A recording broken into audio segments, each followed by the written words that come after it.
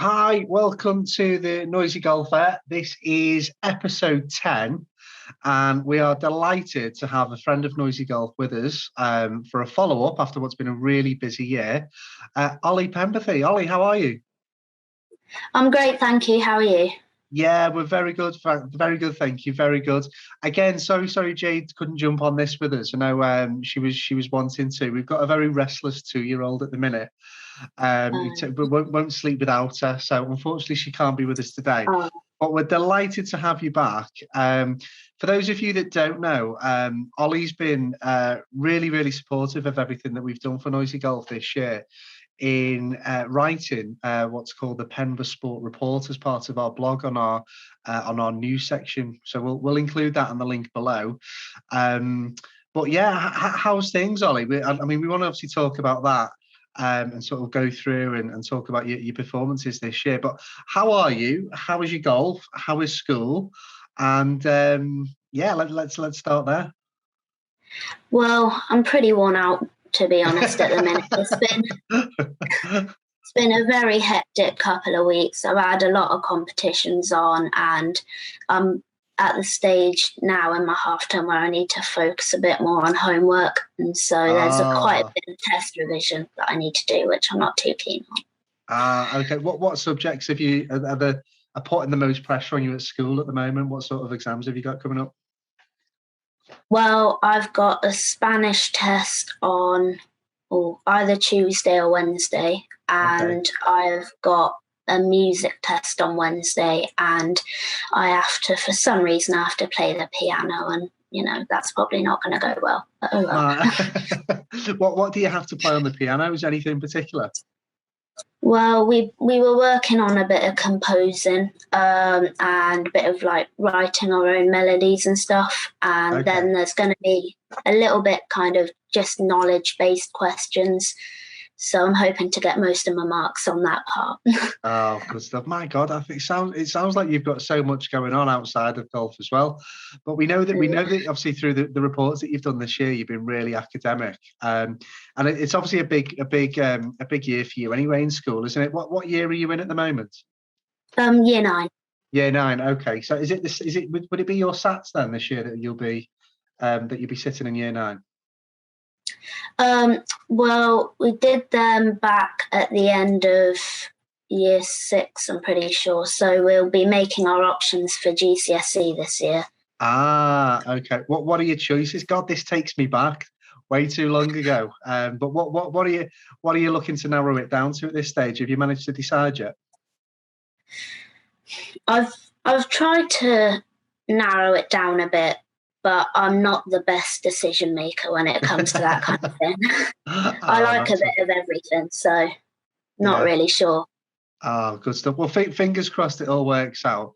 Hopefully your decision making is much better on the golf course, and certainly looking by the results you've had this year, certainly seems to be the case. So just give us a bit of let's start from the top. Obviously we're coming into the winter now, so frustratingly, obviously living in the UK, that's just what happens with the climate and not being able to play golf as much and such. But let's sort of analyse the year, because I know that you've been writing and reporting that in your blog with us. But it'd be great to have a recap and sort of, because I know you're very analytical in your approach as well, which is great. But just to sort of get a summary of what are the highs and lows, your practice, how your game's developed and stuff like that.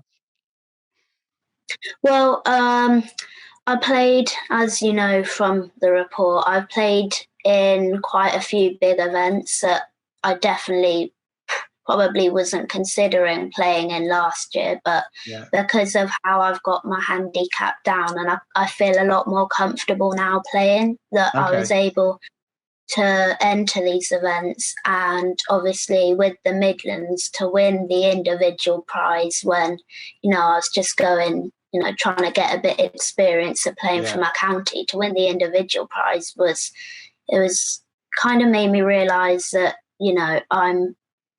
I'm better than I think I am, because when I hit a bad shot, I get very disappointed, but I probably don't think about, when I hit a good shot, how good that shot is. I probably dwell on the bad ones a bit too much.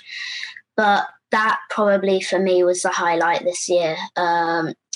It was very busy. I did a lot of preparation beforehand, and I was very nervous heading into it, but it was great fun. And I'm really happy with how it all turned out. Amazing. So where was that then? What was the course that you were playing that on, and what was the format? Well, it was at Stanton on the Wolds, which is quite a way away from here. And basically there were, I think, 4 or 5 counties. No, sorry, not 4. Sorry, 10. Sorry, I'm thinking of something else. So 10 counties. Yeah.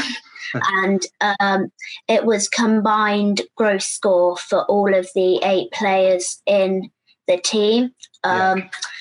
And I shot my best score that day. I shot 81, which I think was 8 over par, it might have been. Yeah. Well, yeah, 8 over gross, 8 under my handicap. Wow.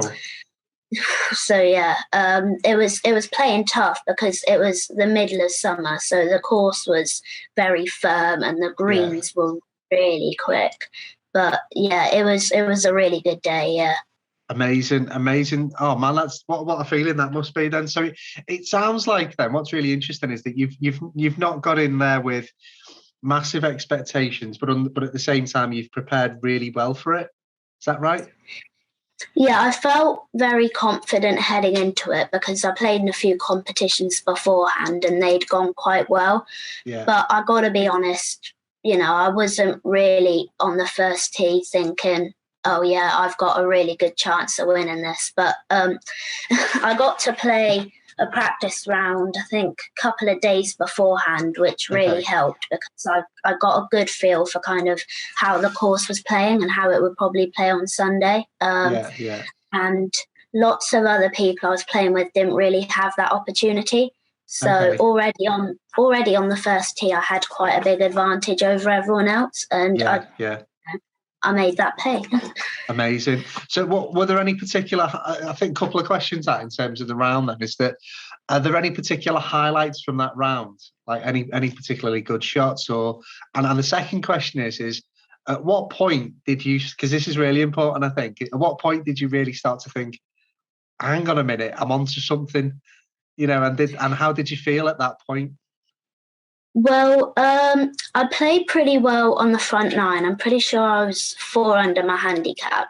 So I was kind of thinking to myself, if I finished 4 under or 5 under, I would have done pretty well. But then I had a birdie putt on 15 with a shot, so that was a net eagle. So by that point, I was like 6 or 7 under. I don't think I really realised at the time how good my score was until I signed my card and everything and totted it up, and I was like, wow, that's actually much better than I thought it was. But yeah. So sorry. No, I was just going to say, what was your best round previous to your 81? Because you mentioned that was your best score. I played in a competition at Northampton, and I'm pretty sure I shot either 85 or 86. Okay. So it was quite a bit better than my previous best. Yeah. Amazing. So what would you say? Because where you obviously your handicap's come down by quite a bit. Where were you at the start of the season? What was your handicap then, and where are you now? Well, with the whole world handicap system, I was off 19.6, getting about 21 or 22 shots on my home course, and now I'm off 12.7. So it's been a pretty big jump this year. Yeah. Amazing. Definitely. Amazing. What would you put that down to? Are there any particular parts of your game that you've worked on particularly that allow you to, I mean, that's quite a big drop, which is obviously a lot of dedication on your part, I'm sure. Well, I feel like I've structured my practice a lot better this year. I mean, I'm not just going onto the range and hitting balls. I'm working on my swing. I'm working on what I've been taught in lessons, and I'm not just practicing for the sake of practicing. It's actually structured. And I feel like, when I have structured my practice, it's really worked out on the course, and therefore shooting lower scores, which is, cuts your handicap. So Fantastic. So things are coming together then in the world of Penbersport with regards to your game. Have you have you got what are your plans for winter? Do you tend to play a little bit more? Do you play much over the winter? I mean, obviously it depends, I'd imagine, where the course you play, I suppose, in terms of the condition of it. But what do you tend to do over winter? Well, our course, the junior section usually do 9-hole competitions, but I'm looking at kind of playing in some adult ones this year, because the adult ones are always 18 holes. But they're sometimes, obviously, when it gets wet and when it gets cold, the course isn't always in great condition. But I know this winter I'm really going to be working on, keeping the fundamentals, the basics, and working on strength, because at the minute I don't really hit it that far. Okay. What would you what would you max your driver out at the moment then? What sort of distances are you hitting? If I hit like a really good one out of the middle of the face, no wind, I'd say probably about 185, 190. Yeah, so that's decent. Do you tend to hit a lot of fairways then as well? I mean, are you fairly accurate off the tee? Oh yeah, I hit most fairways. Yeah. I bet you're like Isaac, aren't you? Like you might have seen some of the videos of Isaac, and honestly, if I could have his game off the tee, I feel like my handicap would come down, because he's so straight all of the time. It makes me sick. Yeah, absolutely. Amazing. So obviously busy winter ahead then in terms of developing your game. One of the things that we wanted to talk about as well, obviously this year you made your debut for Northamptonshire as well, didn't you? Yeah, I did. Yeah.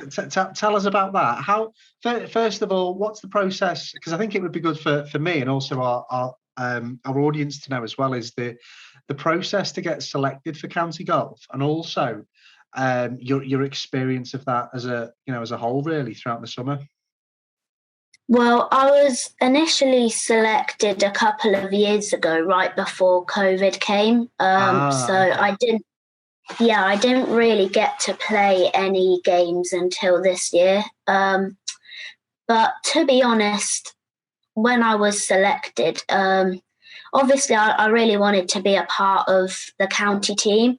Yeah. But I wouldn't really say that I thought I was on the radar. I knew I was definitely playing well, but whether I knew at that stage that I would be good enough for county, I probably didn't. I was, obviously, because I got chosen, but I probably didn't really have that belief in myself that I was actually good enough to be able to represent my county.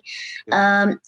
So to get chosen and to perform, really well in the games that I've played really has upped my confidence now. And I feel, like I've got a lot more belief in my ability, that I'm just much more confident now when I'm playing in competitions, which is great.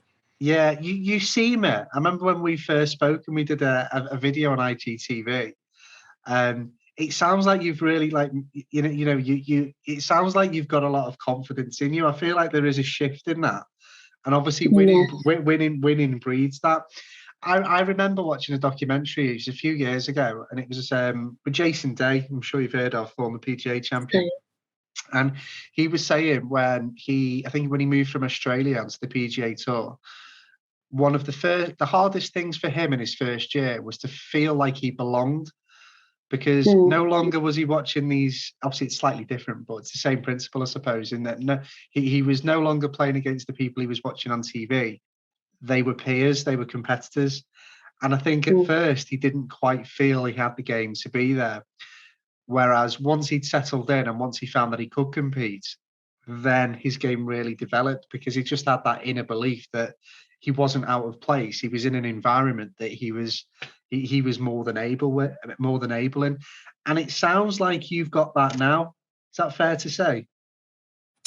Yeah, I'd say so. I mean, when I started playing in these kind of county events, most of the people on the team had kind of been playing for 1 or 2 years already. So they already knew they already had that experience that I didn't really have.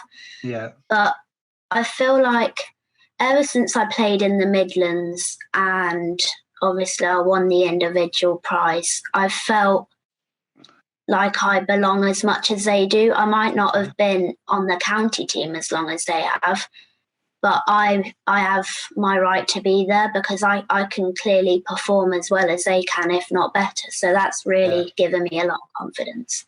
Superb. No, it's honest to God, it sounds like you sound like you've just blossomed into a really, really confident young player now, and it would be great to see it out on the course at some point in the future as well.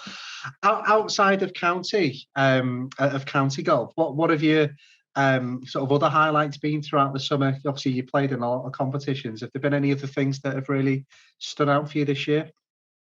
Well, I played in the Northampton Golf League, which is basically a series of events that they play at various clubs over Northamptonshire, and they have an order of merit.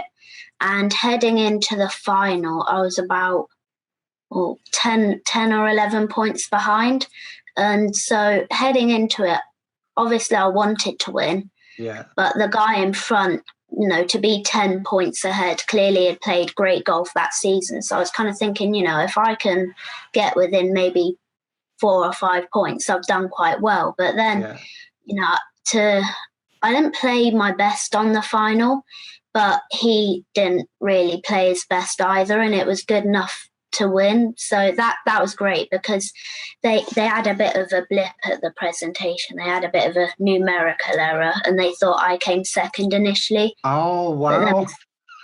Yeah, so they said that he'd won, and I was kind of thinking, I'm not really sure if that's right. So then we asked about it, and it turns out I did win. But oh, wow. Yeah, it was a bit awkward. Yeah. Oh my God. Yeah. Well, a win is a win. Yeah. I'd take it. Amazing. God, I mean, it just sounds like it's been such a busy summer. One of the things that really made me laugh this summer though was in one of your blogs where I think you were waiting on your golf clubs. I think. Did you have to use your mum's at some point? Yeah, I did. Yeah. Tell us about that. What happened there? Well, it was actually a very interesting experience and one that I will definitely learn from in the future. Okay. Yeah. Oh, you can't leave it there. Well, all I know is if my clubs are getting lengthened or I'm waiting on new ones, maybe stick to practicing with mums rather than taking them out on the course. Because it was a bit chaotic. It was a bit chaotic. I'm not going to lie. Not so. You've got. So what have you got in the bag now? Then what were the clubs that were getting lengthened?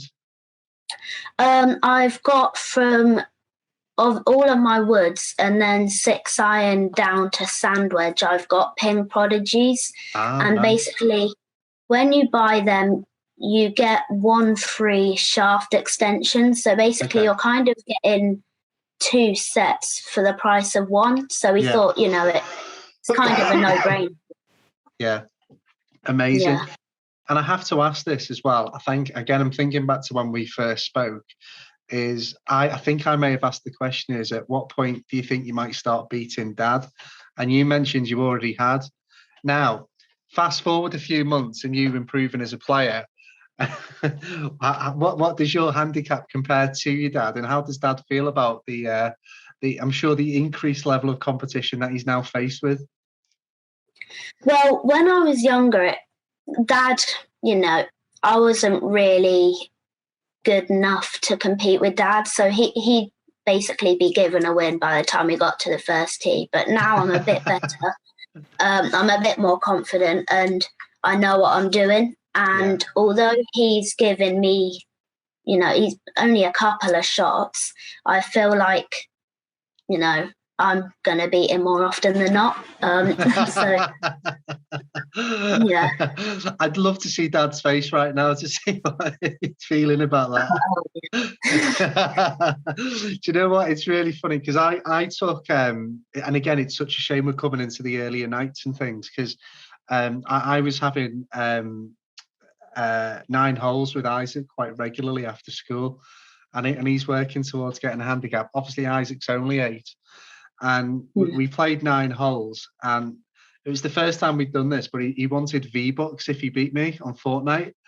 And he went out 28 net, and I'm like, what have I created? And it was at that point I thought, oh my God, well that's it now. I mean, it's pointless. It's pointless playing him for anything, because my handicap's hovering around 12, 13 at best. But for me to shoot anywhere near that, I've got to play perfect golf, which I've never done. So, so I don't know what's going to happen in the future. But that leads us nicely then into sort of next year. I'd imagine county golf is obviously going to continue as as part of your plan. Is it too early to sort of understand what your schedule is going to be like next year? Have you got any other tours or tournaments that you've perhaps not played that you're looking to play? What would you say that looks like for next year? Well, we have discussed it a bit, and we're kind of looking at more events further afield. Okay. We're trying to play a few events on the British Junior Golf Tour. I played a couple last year, and I quite liked it, but because of everything that's gone on, I've not really been able to find time to play anymore. So I quite like to prioritise that next year, as well as starting off probably on the Robert Rock Tour. I've heard that is quite good, but I haven't got much experience of that. Yeah. So yeah, well, I know that we've got to know the British Junior Golf Tour and the Robert Rock Tour. The guys there really well lately, and I think that I think a lot of them are really expanding. I think there seems to have been a bit of a surge with the number of players that are playing at junior events as well. I know when we took Isaac earlier this year to the likes of the Tommy Fleetwood Tour and the US Kids Tour, there's a real appetite now for competitive golf. So hopefully at some point it'd be great to see you there, because those are two tours that I'd love to get Isaac involved in next year with a bit of luck. So it'd be great to see you down there at some point. And over the winter, are there any other competitions, any like local medals or anything that you tend to play in at all there? Well, my dad has considered signing us up for the winter pairs, but when it's winter and it's cold and it's rainy and the conditions aren't great, in the nicest possible way, my dad is not the most reliable player. So I'm not really sure if I'm gonna put myself out there with him this year. Maybe next year. Do you know what? I absolutely love the banter that you have with you and your dad. It's brilliant. It really is. The thing is, though, I can understand that. I think as you get older, your bones certainly get colder and things tend to ache a little bit more. We're not quite as flexible as people like yourself, your age. No, that's always his excuse. I'm not buying it though. I have to ask as well, is I know that when we spoke earlier in the year, we were talking about various different things in terms of the world of professional golf as well. Did you catch much of the Ryder Cup? I imagine you did. And what would what would your analysis be of that? Because I know you're a big watcher of golf as well. I did catch quite a bit of it. Lots of people were kind of saying, "Oh, Europe didn't play great." They didn't play great, but it wasn't just because of that they lost. I thought the USA really just played unbelievable. I mean, every time you saw them with a putt, it just kind of felt like they were going to hole it, and we just, we really didn't hole much. So we were I didn't really think that our team on paper was as strong as theirs was. So I kind of thought, obviously being European, you want Europe to win at heart. But in my head, I was kind of like, I'm not really sure. Yeah. No, absolutely. I think there's I think it's just nice to have fans back at golf, isn't it? I think that when you think back over, like you say, over the last couple of years, it's been a really different world. But at least there's a little bit of normality on the horizon now when it comes to watching sports as well. So I think it's just good to see fans there as well. it seemed like though there was too many European players out of form, and and a lot of the American team were just peaking at the right time. I don't think it was ever. It was never a foregone conclusion, obviously, because you never know. But I just think at the time, when you look at the likes of, Rory and Lee Westwood and others, I don't think they were firing at the right time.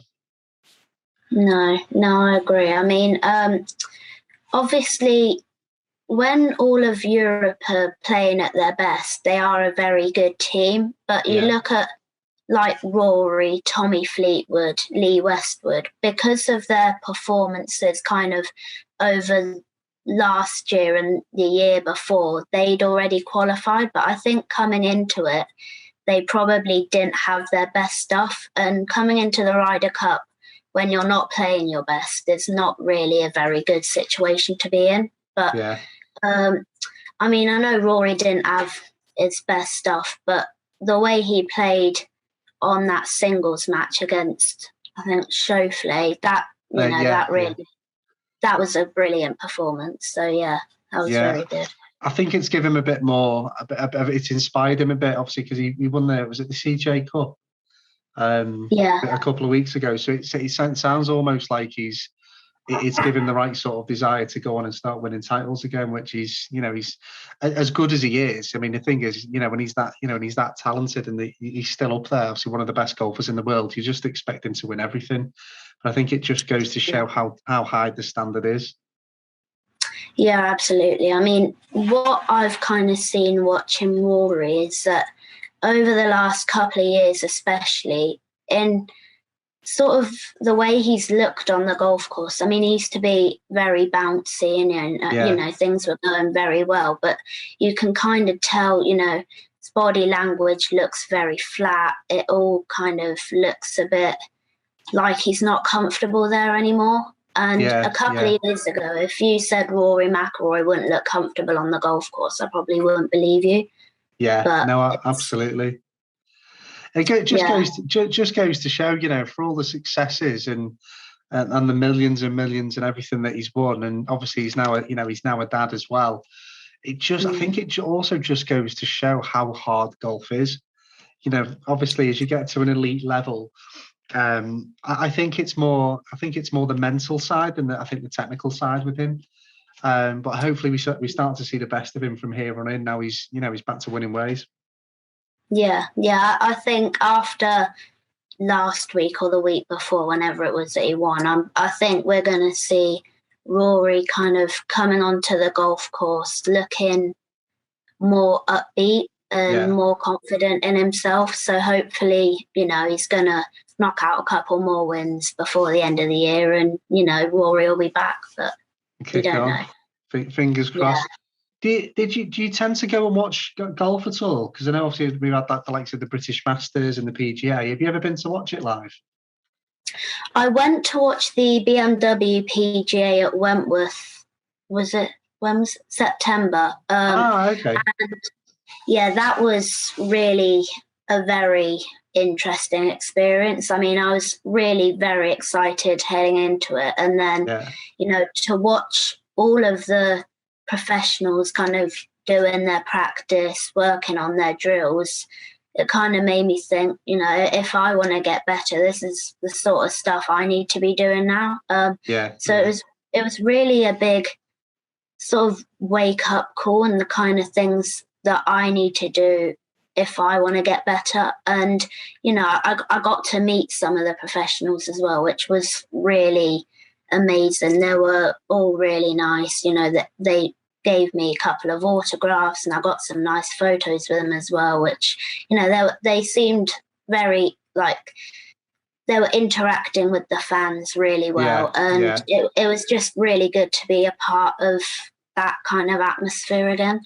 Yeah, no, definitely. I think the players probably appreciate it as much as the fans now, having played in front of one man and his dog, with in the pandemic and stuff. Is that the first time you've been to see golf live in terms of top level golf? Been to see it before? That is the first time that I've gone to see a professional tournament, and it wasn't it's not a bad event to see for your first one. So it was very good. Yeah, I think the one thing I noticed that we lived in Dubai for a few years, and I've been fortunate enough I was actually practicing right next to Rory McIlroy in a driving range once, which was mental. When I was having lessons at the Els Club in the Butch Harmon School there. What I noticed is that when they hit the ball, it just tends to make a different sound. Yeah, I mean, it's just it's off the face, isn't it? Everything just seems effortless. But when they make contact with that ball, it's just so pure, isn't it? It's unbelievable to watch. I mean, I watch their swings and I kind of think, oh, that's a really nice swing. But everything they do, every shot they hit, it doesn't look like they're trying. It kind of looks like it comes naturally. Obviously, they're trying. Otherwise, there's kind of no point in them playing. But it just looks like, they could do it all day. And, it really is very good to watch. Yeah. Who would you say that of the players there that you'd seen impressed you most? Ooh. I know Billy Horschel won the event, didn't he? The American chap. But were there any players that you've even not seen before that you thought, wow?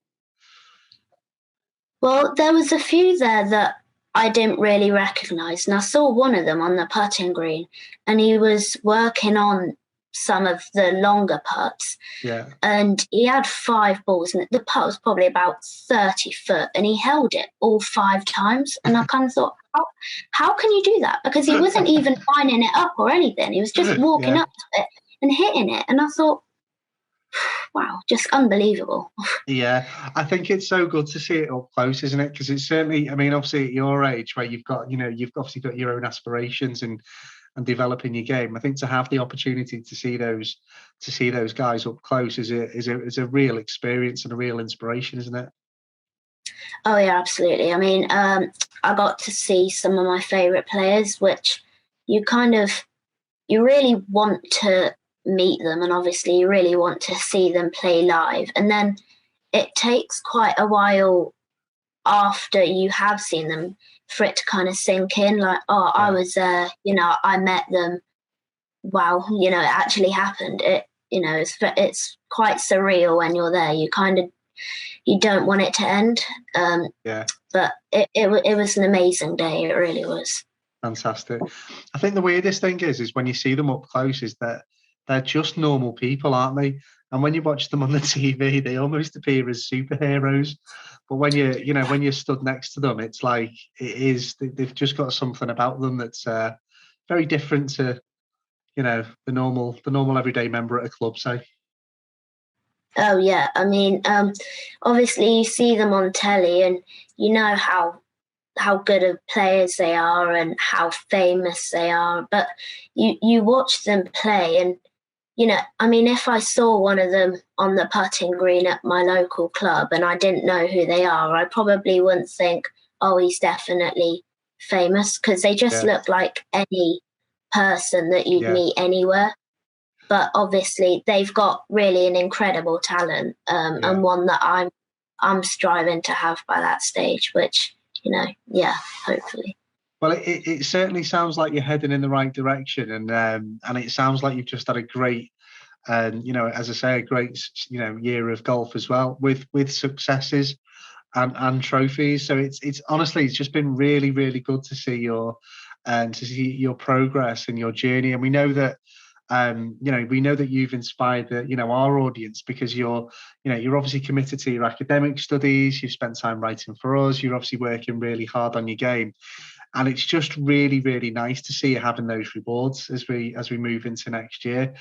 I think it'd be a really good time. I think just as a final question, really, to round up, is that I know that some professional golfers at the start of a season tend to set themselves goals. Now you've come down from the handicap you were to around 12. I'd imagine single figures is the next objective as we move into 2022. Well, by next year, I'm kind of hoping to be lower than Dad, because at the minute I'm getting shots and he's all snug yeah, you might be beating me, but that's because I'm giving you shots. And then to kind of, yeah, to kind of be lower than him, so that he can't use that excuse anymore, and I'm beating him fair and square would be pretty good. Yeah. I mean, well, I can imagine, and I speak as a dad as well. I can imagine it's win-win for dad, because obviously obviously I'm sure he's competitive and wants to win, but I'm sure he wouldn't have any problems with you developing the way that you are as well. So it's certainly sounds like it's a no-lose situation for dad either way. But I just love that competitive element between the two. Yeah, it's really, really good.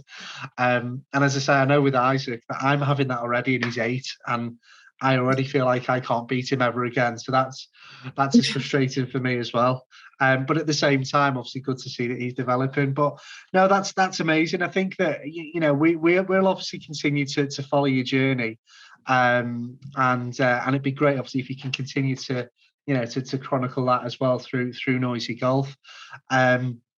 But again, thank you so much for your time, Ollie. It's been an absolute pleasure. And we've just loved sharing your journey with our audience this year, and just getting to know you. And we know that you're a real inspiration to many other junior golfers out there. So thanks so much. Well, thank you for inviting me. Thanks for giving your time to talk to me. It was great to be on here again. So thank you for having me. Fantastic. Thank you. Well, thank you everybody for listening. If you are looking to comment, or if you have any particular questions for Ollie, do feel free to leave a comment in the comment section. We are also our podcast is now available on Spotify, on Apple Podcasts, on Google Podcasts, as well as YouTube, Instagram, Facebook, and Twitter. So you've got plenty of opportunity to listen to it.